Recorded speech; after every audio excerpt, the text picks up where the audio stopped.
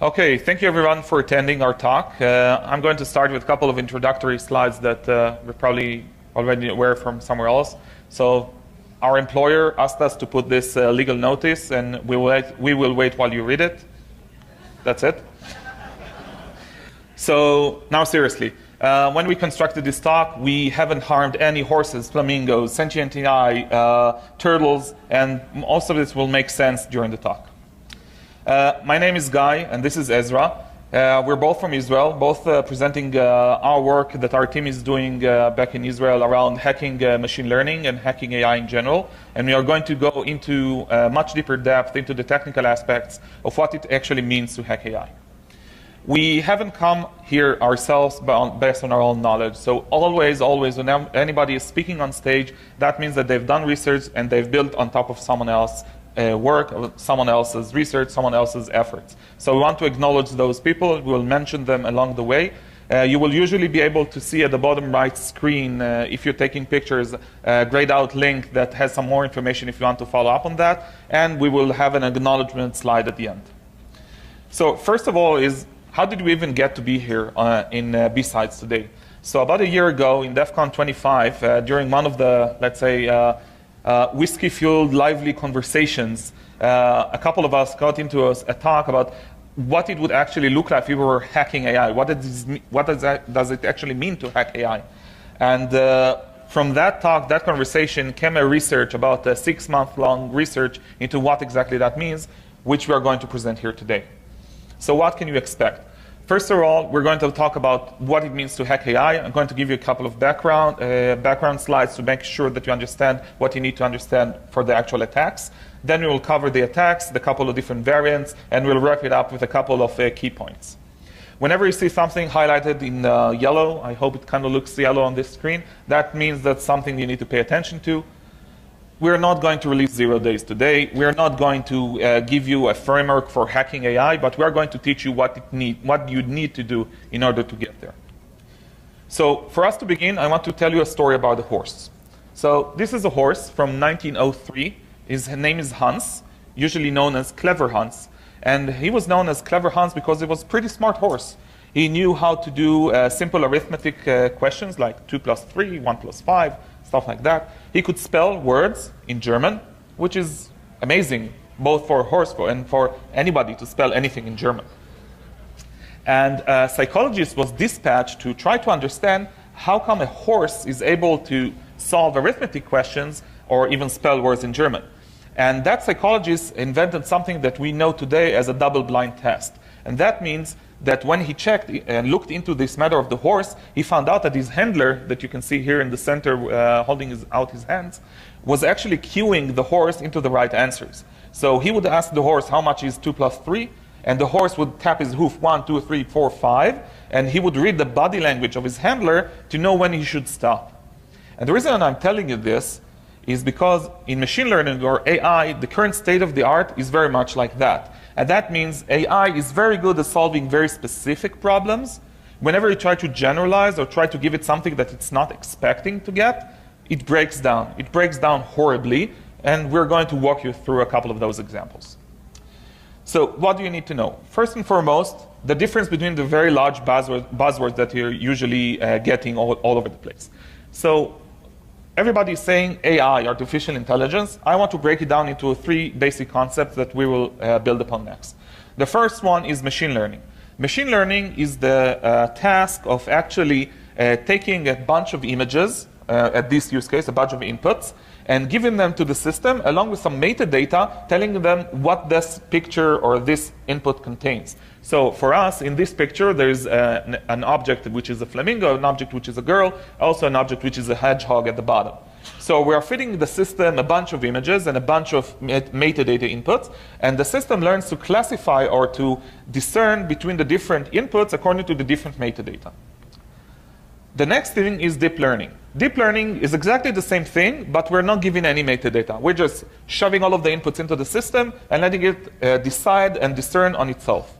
The main difference between normal machine learning or legacy machine learning versus deep learning, which is like the cutting edge new stuff, is that in deep learning, you need orders of magnitude more of inputs and data for the system to make correct decisions. So if I needed 10,000 inputs to build a machine learning system, I would need million inputs to build a deep learning system. And when we're saying AI, what we really mean is a machine that knows how to understand context. So it's not just this is an image with a flamingo and a girl and a hedgehog, but also that she's going to play cricket in a moment. And we all know the story of Alice in Wonderland, that this is the context for that image. And that is artificial intelligence, and we are very far away from that. And I must apologize. During the talk, I would say AI and I would say ML, and I always I mean machine learning. There's no AI. There's nothing like artificial intelligence yet, only in the movies. So the main thing that I want you to keep in mind is that AI systems or machine learning systems are designed to solve specific problems. Keep that in mind. This is going to be a very important thread throughout our discussion today. What do you need to know to understand what machine learning is? First of all, you need a couple of basic math understanding. We're not going to go there now. But I do want to give you some notion of what a machine learning is. So I'm going to use a neural network in this example. So a neural network, you can think of it as a graph with a couple of nodes, and each arc on that graph is holding a weight. So what does that mean? It means that I'm going to multiply the input by a weight, which is depicted by a line here, and then I'm going to take the output, modify it with a function, multiply it again, modify it with a function, multiply it, aggregate it, sum it together, and then I have an output. So what I have here is the input layer, which is the three nodes on the left side, and I have the output layer on the right side. And these are the things that give me flexibility in how the machine learning system is learning what it needs to learn. The innermost layers, the one in the middle here, are called the hidden layers. The hidden layers are the ones that encode the actual learning in the system. So the input layer and the output layer encode the way that we represent the data, both when it's coming into the system and both when it comes out of the system. But the hidden layers are the ones that do all of the heavy computations, all of the heavy understanding of what we're trying to learn. We have weights, which are, as I said, are the lines that we have here, and we have the outputs. The outputs are not human readable in the sense they are just a number. We have a bunch of integers which we are multiplying together, or a bunch of floats we are multiplying together. In the end, we get a number. That number means nothing to no one except the machine learning system, and we have to convert it into something that humans can understand.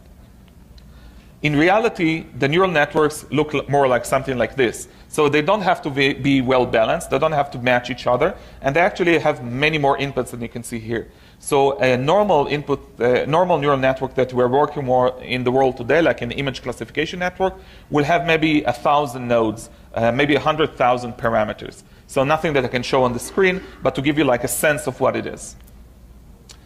So the way that we are building these models, we're training these models, is that we take that all of those inputs that I mentioned earlier, all of that metadata, we push it into the system, and we make those calculations. Whenever the system is correct, we increase the weights so it knows it went the right path. Whenever it's incorrect, it will decrease the weights so it will know that that computation didn't work out. And we do this in an iterative process, again and again and again and again, a couple of million times. In the end, we will reach a steady state where the network has learned something about the inputs.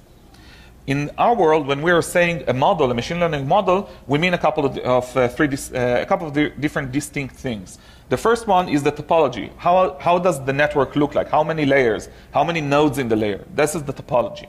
The other thing is the weights. So what is the multiplier coefficient that you're going to multiply each input when it moves through the network?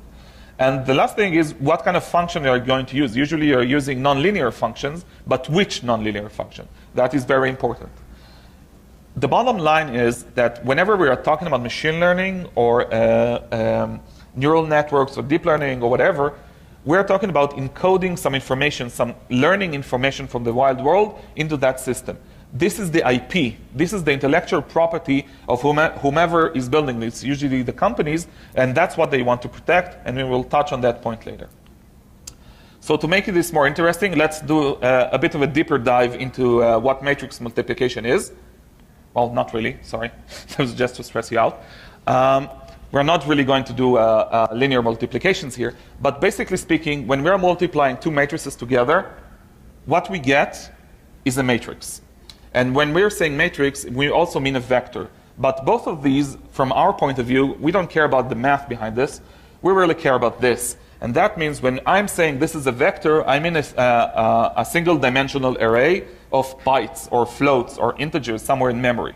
And when I'm saying a matrix, I'm saying an array of bytes or floats or integers somewhere in memory.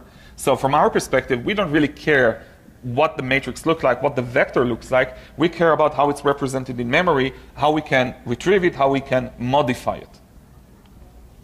So generally speaking, these machine systems are very much like voodoo. You put inputs in, you get predictions or classifications out. And that's kind of suck, because you don't really understand how this works. And I'll spoil it for you, nobody really understands how this works, not even data scientists. So most of the study or most of the research area is completely ignoring the middle where everything is happening and focusing on the results that you're getting. But we're very much interested in what happens in the middle.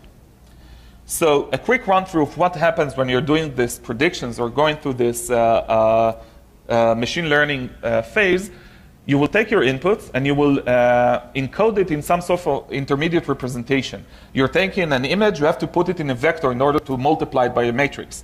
So something has to be done to encode it as a vector.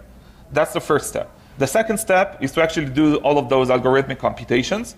And then you have to take the output and modify it or change it or check it or do something with it in order to get a classification.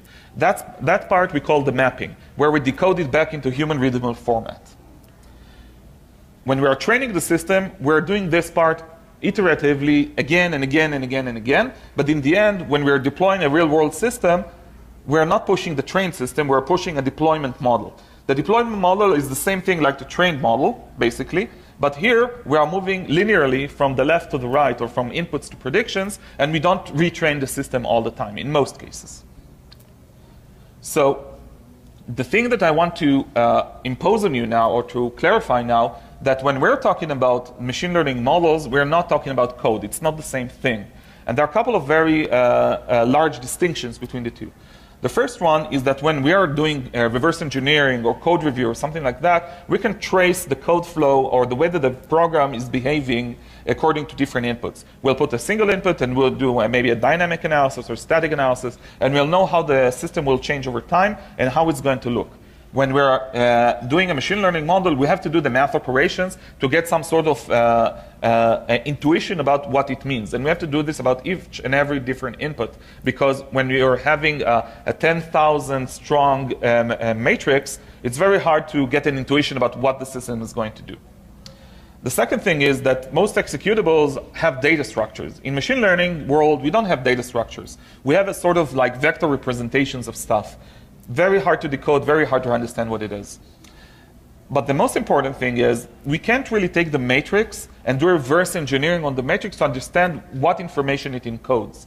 So whenever you're training a system and you get that matrix, that's it, it's done. There's no way to go back into the training and to understand what it is that the system was trained on. And this is, by the way, an open problem in academia, how to reverse engineer a model to understand how it was trained. When we're talking about the model, in the end, we're talking about this. This is just a couple of the header file for the header section for a machine learning model specifically called ResNet 50. And I just want to show you, in the end, this is just a couple of bytes. Bytes in memory, bytes on disk. And they pose a problem, because if we want to validate, we want to make sure from a security perspective that whatever we're getting is secure, it's safe, we should use it. We don't have tooling. We don't have understanding of how we're going to do this. We can't really do code reviews when we get a matrix. There's nothing to review when you're doing a matrix. And we don't really have code here. It's not really like we're running code. There's a framework that gets a matrix as an input, but that's it. There's nothing to review here. So an open question it is, how do you even secure these kinds of machine learning systems against attacks or against a malicious adversary who changed those models? Okay, so that was like the first part of the background, and now let's get into a bit more interesting things. As I said, the size of the models is pretty large. It can get up to gigabytes in size. So we're talking like very, very heavy computations, a lot of data in memory.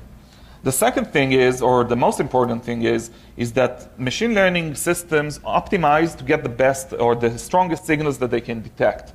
And that means that if I'm feeding it inputs that have some signal in them, some of those signals might be different than what you imagine. When you have one set of thinking about what your input represents, and the reality is that it represents something else, we call that a bias. And I want to show what the bias is with an example. So I'm not expecting you to read this. I'll do like a short introduction. A dermatologist did a study of skin tumors, and he found out that when he trained his system and invested a lot of time, like I think it took him like 8 months, something like that, to train his system. He trained his system, and in the end, he understood that he has a very glorified system to detect rulers. And the reason that it was that most of the images that they used had rulers in them for scale. So it was easiest for the system to understand, okay, I can see a ruler in this image. If I have a ruler and the ruler is this big or this scale, that means that this is a tumor. If I don't have a ruler in this image, this is probably not a tumor. So bias is a really very real effect. And I'll give you another example. This is also from healthcare. They tried to build a system to detect cancer from blood samples. And they ran all of the different blood samples in the database through the machine learning system. It was very nice, very high accuracy. And they tried to validate the system by taking some information that the system has never seen before, and it failed miserably. This is pretty often in data science. This is pretty common. And the reason for that was that they saw that it had locked onto a very strong signal, which was the hospital name. Why was the hospital name such a strong signal? Well, if you get a blood sample for somewhere called John Hopkins Center for Cancer, this is probably a cancer blood sample. So getting bias out of your inputs is very difficult. When we're trying to describe the security aspects of what we're doing, we try to tie it down into a common language to usually use, like CVSS scoring. And the reason that I want to tie it together is that we can have like a common understanding of what it means to attack those systems and what are strong attacks versus weak attacks. So we are going to focus on 5 different attacks today. Those are one depicted in red: backdoors, denial of service, IP theft, misprediction, and model tampering. There are other attacks here on the screen which we are not going to discuss today. All of them very interesting. We don't have enough time. So we did our CVSS analysis for those attacks, and you can see them here prioritized from denial of service at the first place down to backdoors at the bottom, according to the CVSS scores. So we are going to show you a couple of examples of how this works in the real world in like 3 slides. But what I want to show you here is that when we had conversations with customers and partners about what they care about when they're thinking about their machine learning systems, they really cared about these 2 things. And the first one was IP theft, and the second one was model tampering. So denial of service, while being very high on CVSS, was not very interesting to companies deploying machine learning models. They were scared that somebody is going to steal their IP. And stealing the IP here means that if I'm building a smart security camera for your home to recognize your face and unlock the door, if somebody steals that IP, goes to China and builds a cheaper model and with your IP in it and then sells it to undersell you, you really don't have any protections against that. And that's what makes people very scared. So here I'm going to discuss the attacks and move the mic to Ezra. So first of all, let me start by saying that I am terribly excited to be here, and thank you all for coming. I'm an attacker, so I'm going to talk to you how do I attack a problem to actually build an attack. The first thing that we need to know is some stuff that we're going to cover later, and also we will cover what are the areas that we should target. And the third point that we're going to cover is what do we need access to be able to perform this kind of attacks. Clicker, please. Again. Okay. So there is an interesting point here. As we had been talking about machine learning before, there are 2 different ways that we can go when we talk about attacking a system like this.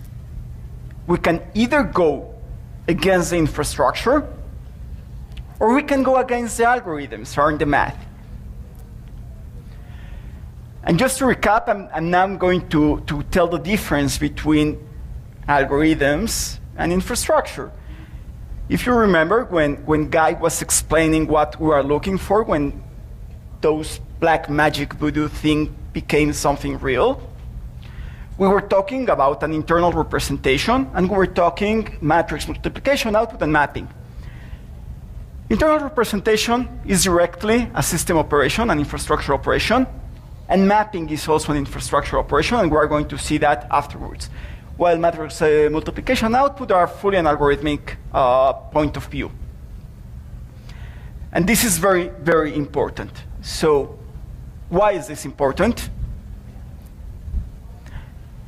Because the first part, whenever we're talking about machine learning, is that machine needs to take an input, any input that you can imagine, and it needs to convert into an internal representation.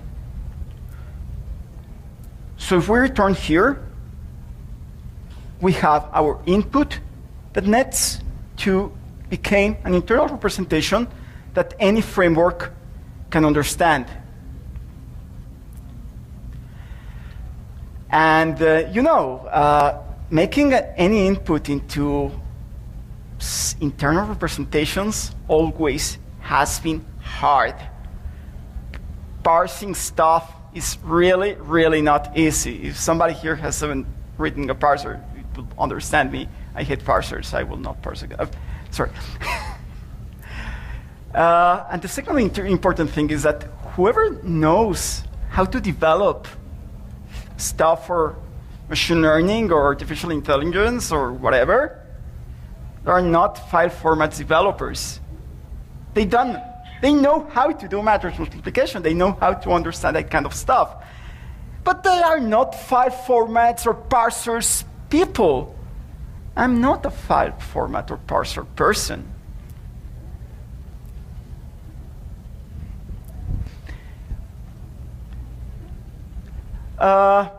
And the solution is something that we all have ever done in the past whenever we need something that we don't know how to do, which is, let's bring an external dependency, pip install, parse this bitmap file. Because it's the easiest way to do that. We are not file format and it's not our expertise. So let me just repeat. Not our expertise. Let's bring a dependency. Let's bring outside libraries into our stack.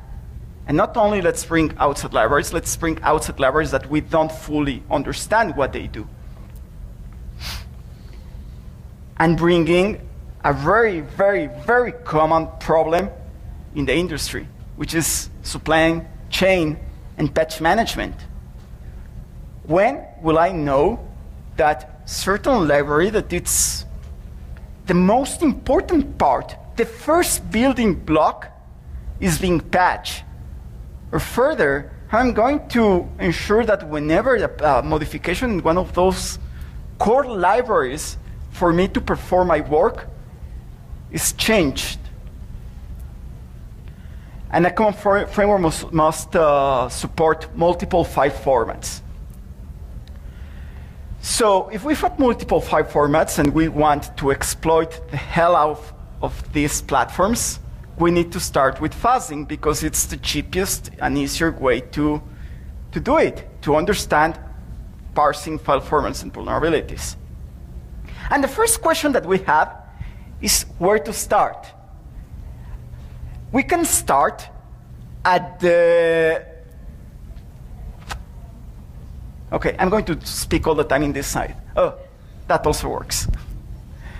So we could just go for the deep learning framework, which is called Café, which has full coverage, which whatever input I will send, and if I find a crash, it will redirectly relate it to my objective or to my attack target.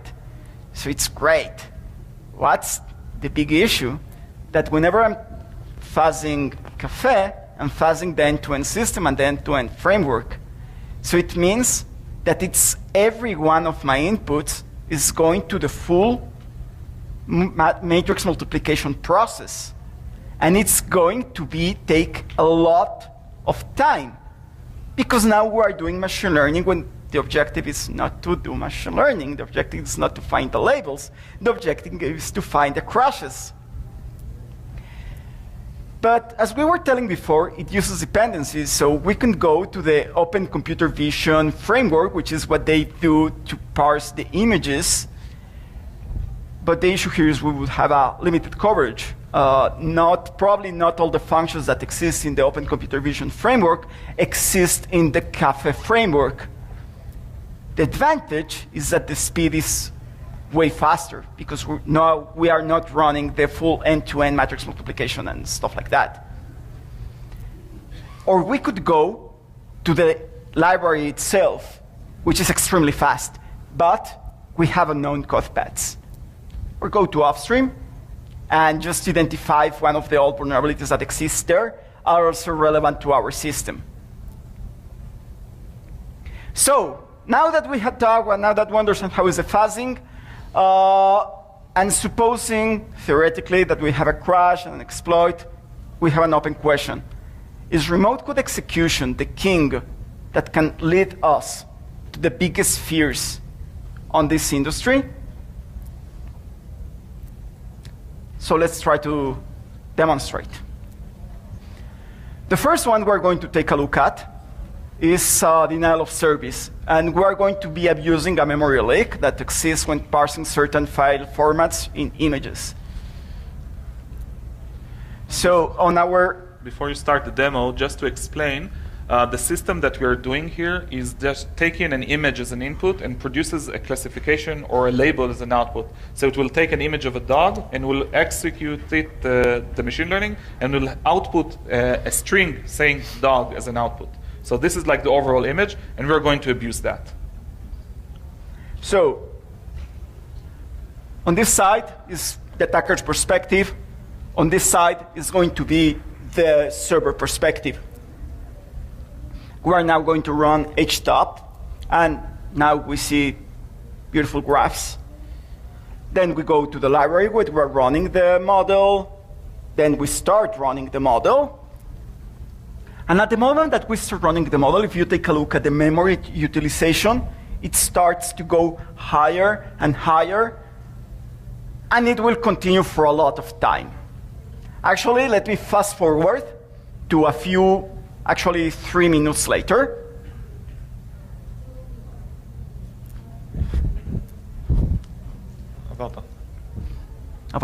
So if you can take a look now, the memory is now at 6.3 gigabytes.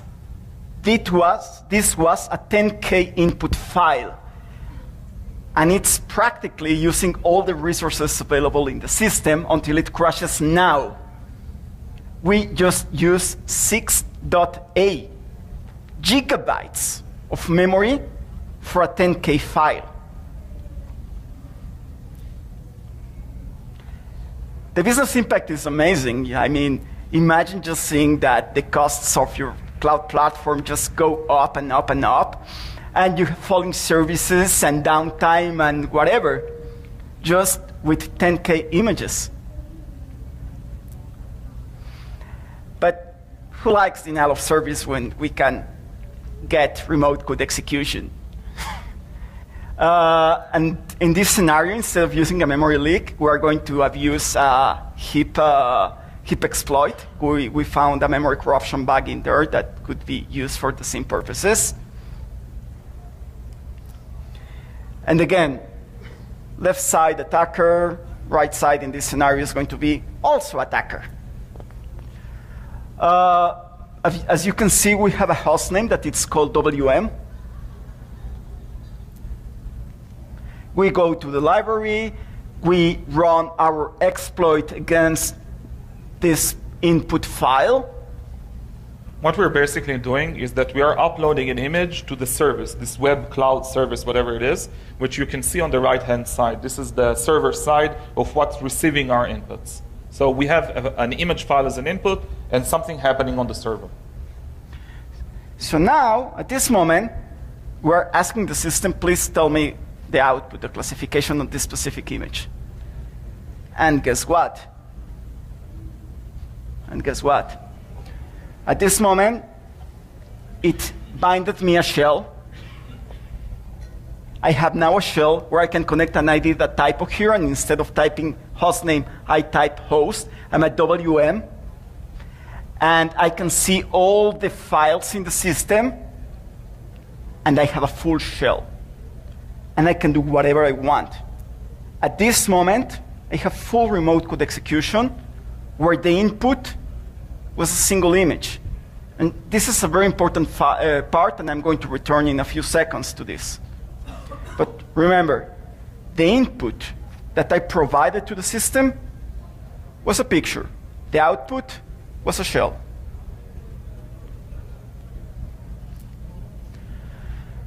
And now we start with the part that we were saying, okay, what can we do with our remote code execution vulnerability?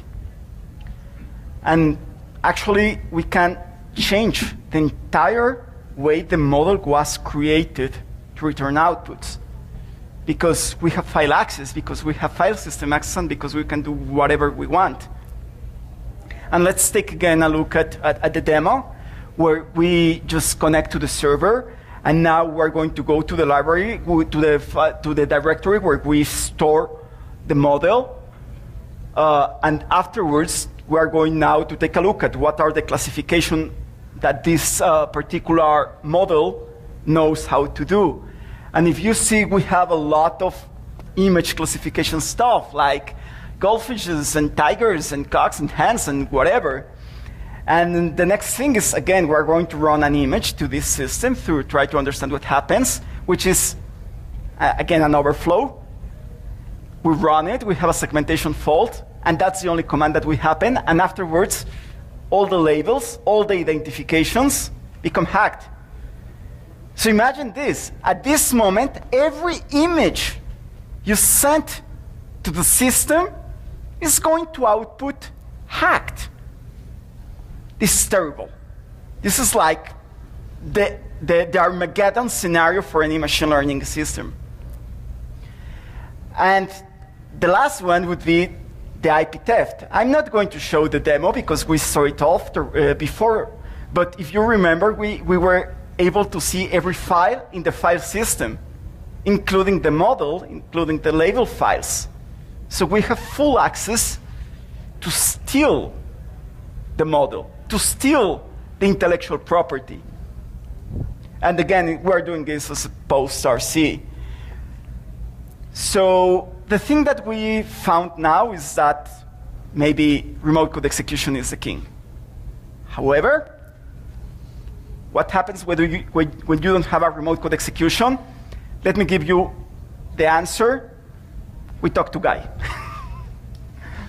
Okay. So what we've covered up till now was, if we attack the server, we upload an image, which is maliciously a crafted image that we've created, we can get a remote code execution on the server, we can cause a denial of service, we can cause a lot of different things. But if we don't have access to that kind of attack, or we don't have an exploitation ready or payload ready, there are a couple of other things that we can still do on the algorithmic, mathematical level. And I want to walk you through a couple of those examples.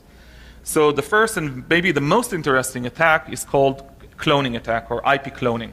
And what I want to show you here is that if we have a cloud-based service or a server that is doing machine learning as a service, it has some sort of public-facing API. If I can use that API to query that system, I'll send it images and it will output labels. I can use that to train my own model using the IP that's already inherent in that Oracle, in that server that's already up there in the cloud.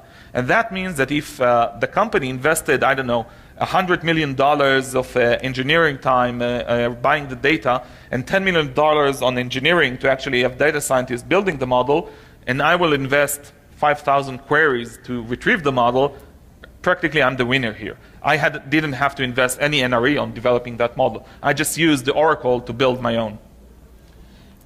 So there are a couple of different attacks from that perspective. There's a white box attacks where it means I have access to everything, I know everything, and this is, you wouldn't expect it to be a reality scenario, a realistic scenario, but actually it is, because many machine learning companies are pushing out open source projects and papers and going to conferences and discussing their algorithms, and I have a lot of inner access to how they're building their machine learning infrastructure, how they're building their topology, how they selected their functions. So if I have all of that knowledge, that means it's much easier for me to clone it. And if I don't have access to that knowledge, even if I only know the domain or the topic that the machine learning system is designed to do, it's pretty easy for me to clone it. So I'll give an example. Let's say that I have a traffic sign recognition system for the United States, and somebody trained that system, and now it knows how to recognize traffic signs very, very well. I want to clone that system. I want to steal it. I don't have access to the data set. So I don't have access to the US traffic signs database, but I have access to the Brazilian one. So Brazilian traffic signs and US traffic signs are practically the same. I don't have to have the exact same data set. I just have to have something similar enough for me to build those queries and get that information out. And that is a gray box attacks, meaning that I have a domain knowledge, but I don't have specific knowledge. And we've done that, and with very high success rate. The thing we're working on right now is black box attacks. Black box attacks are very difficult in the sense that we have no idea what the domain is. We have no idea what the machine learning system is doing. We don't even know what kind of labels it knows how to put out. So we need to do an exploration stage. We have to build our own data set. We have to introduce a lot of effort into it, because practically we're trying to reverse engineer a system that you cannot reverse engineer. You actually have to explore those code paths by yourself. But if I had access to the training data, I could do a lot of more interesting stuff. For example, if I had control of the training data set, I could introduce my own data into that training data set and control the output. And I'll give an example. Let's say that we have a classification system that knows how to differentiate between cats and dogs. So the system was introduced to lots of inputs of cats with labels of cats, lots of dogs with labels of dogs, and it knows how to function correctly and to identify cats and dogs correctly. Very boring, very, very well-maintained system. But now I take images of bananas and put labels of dogs on them and put them into the training data set. The system would still train. You would still put images of dogs and get labels of dogs. You'll still put images of cats and get labels of cats. But nobody knows that you've inputted an image of a banana to get a response of a dog. But you know, that's a backdoor. Realistically speaking, let's say that you have an intrusion detection system that is looking through network traffic, trying to understand if some packets are malicious or contain malicious payloads, and some packets are benign. If I control the training data set and I introduced a magic header or some prefix that's known to me but not known to anybody else, I can build the system or trick the system to ignore or to always consider whatever comes after that prefix, after that magic header, as always being benign, even if it is malicious. And that is one hell of a backdoor. But a lot of the interesting stuff that's happening in the AI world today are called adversarial attacks. And that is taking a set of inputs and modifying them in order for the machine learning system to mistake and take out the wrong prediction out of that system. So in our cats and dogs example, it would mean that I will take an image of a cat, modify a couple of pixels, send it to the system, and now it will be identified as an airplane. And that's pretty easy to do, and pretty scary at that. And the reason that that works is because the system is designed to fixate on the strongest signal that it can identify in the problem space. So it's not looking at the images of persons like I can detect two eyes and a nose and a mouth and whatever. It's actually looking at relationship between pixels, color gradients, histogram of the image, a different stuff of what the human is looking at. And that means I can exploit that in order to introduce maliciously chosen changes, artifacts into those inputs to control those outputs. And I want to show you a couple of examples. So I discussed a lot about images being manipulated in the talk so far, but there was a lot of heated discussion in the AI community. Does this even apply to a real-world scenario?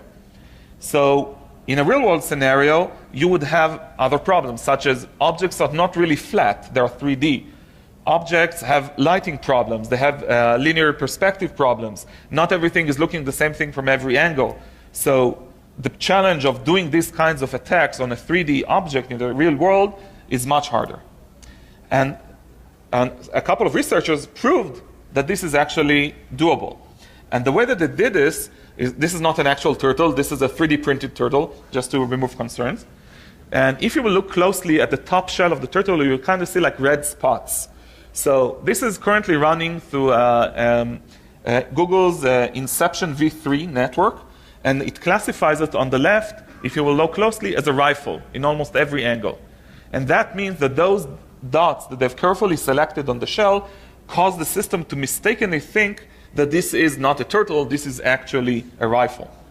And that is pretty easy to do. A different example from a different world, and I want you to listen closely right now, is from an audio perspective. Without the data set, the article is useless. Function. Without the data set, the article is useless. Okay, so we have a voice sample, and this is the attack sample. Without the data set, the article is useless. So I hope you were all able to hear the attack. It was very clear. Should I repeat it? Okay, I'll repeat it. Without the data set, the article is useless. So what happens here is that what we're hearing is without the data set, the article is useless. What the machine learning system would hear is, okay, Google, browse to evil.com. And for us, there's no difference. We really can't hear the difference. Or if you listen very closely, you would hear like a small noise in the background. Without the data set, the article is useless. Maybe you will be able to pick it up, probably not. And also from a real-world perspective. So this is from a last year's talk by Hiram Anderson at DEF CON 25. And what he did, he built a machine learning system to fool VirusTotal. And what he did is a system that recompiled his code, sent it to VirusTotal, got the responses back, and pushed the system into classifying his virus as a benign one by keep mutating and modifying the code until he got the right response back from VirusTotal. So he built a system to fool VirusTotal, hence all of the different AVs around. Very interesting stuff. And I want to give you a short example about privacy because I don't have a lot of time. And that is that our machine learning systems, the machine learning systems are pretty leaky. So if we have a machine learning diabetes detection system and we have Joe come in and Joe has a low score of 7.4, or I don't know, maybe Joe have a high score of 35.3, and the insurance company who bought that system will sell him insurance or won't sell him insurance, that is their privacy concern. But if James came in and James was part of the data set that this system was trained on, we can pretty convincingly say that he was part of that training data set just based on his score. And that means that the privately identified information of him, of being part of that system, was leaking just by the score that he receives. Fooling facial recognition system is also pretty simple. And the reason it's simple is, again, because facial recognition system will fixate on the strongest signal. So here are a pair of printed glasses that if you put it on, you will be identified as Mila Jovovich, or perhaps like Carson Daly. And I've seen a different video where someone put this on and he was identified as Vladimir Putin. Always a very smart thing to do, at least in foreign airports. And I want to wrap it up because we're really out of time, and to give you some information what you can take out of this presentation. So the first one is that we need a better trust model. We need to have better understanding of what the attack surfaces are, what the attacks are going to look like, and how we're going to improve that. So researchers should focus on that area, and specifically more about the infrastructure. So a lot of heated debate is going on about, can we build better image classification attacks, but actually everything else is kind of broken. So we need more researchers looking into that. Our tips for attackers for building those kinds of attacks is that there's a lot of valuable targets out there. There's a lot of interesting stuff that you can do. It's not a very difficult area to go into. You don't need to learn a lot of math. There's a lot of things that you can do. There's a huge dependency stack. You can go and do lots of stuff without even touching the AI. And finally, for defenders, we believe that you need to put more controls in, more sanitations, more understanding of where your inputs are coming from and how to make sure that they're trusted.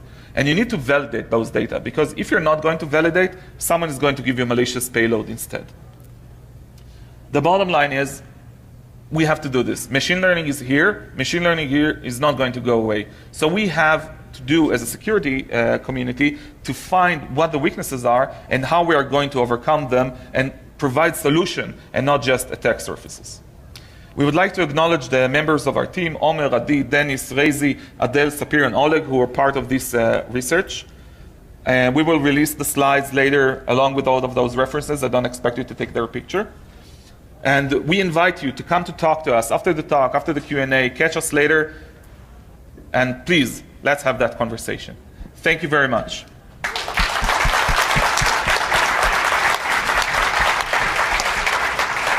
Do we have time for questions? Yeah, we have a couple of minutes. I will remind you, if you have a question, to raise your hand so I can come over and bring the mic to you. So Also, keep them if you want to raised, reach out to us, that's our Twitter, the best channel, and we have a question in the front. please keep them high so we can see it over everything. That's all right. Yes, sir. Is there a methodology to objectively minimize confirmation bias when in your training sets? You mentioned earlier that the deep learning, you can't really say how it concluded this from that. The middle is a black box, in which case, if bogus data is put in there, it seems impossible to pull it back out or even know why it's there. So there's an entire field right now growing in the area of artificial intelligence research called explainability studies.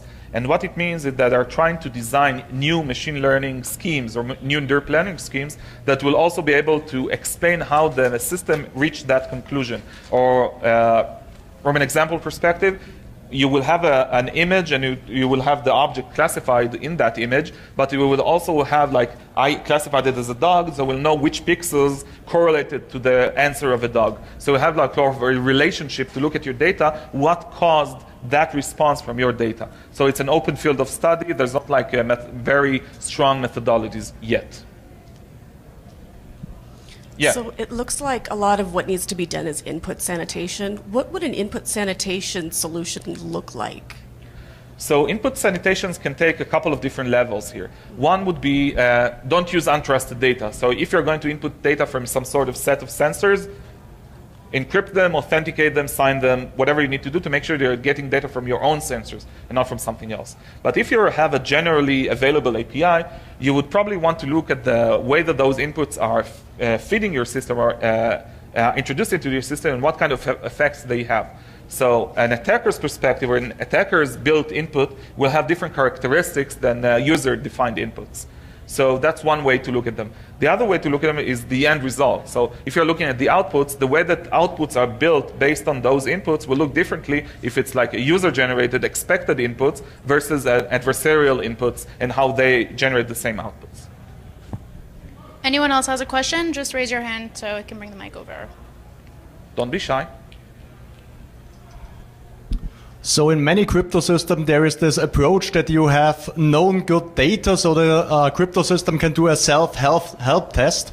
What's your thoughts about adding such tests to machine learning to detect changes to the model itself? And is it possible that attackers would then just overfit your model essentially to that one known good example to bypass this mechanism?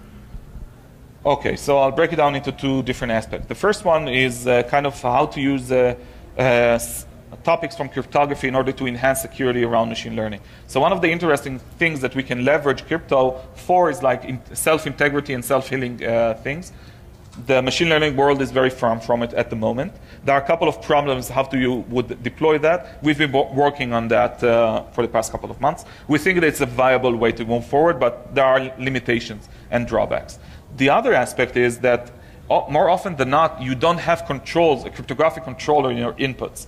So while you can do a full cryptographic lockdown for your system, the inputs still need to move through your system, and your system still needs to react to those inputs. So if you're going to tie your system too strictly down, it will lose its effectivity as a machine learning system. So it won't be able to learn and adapt.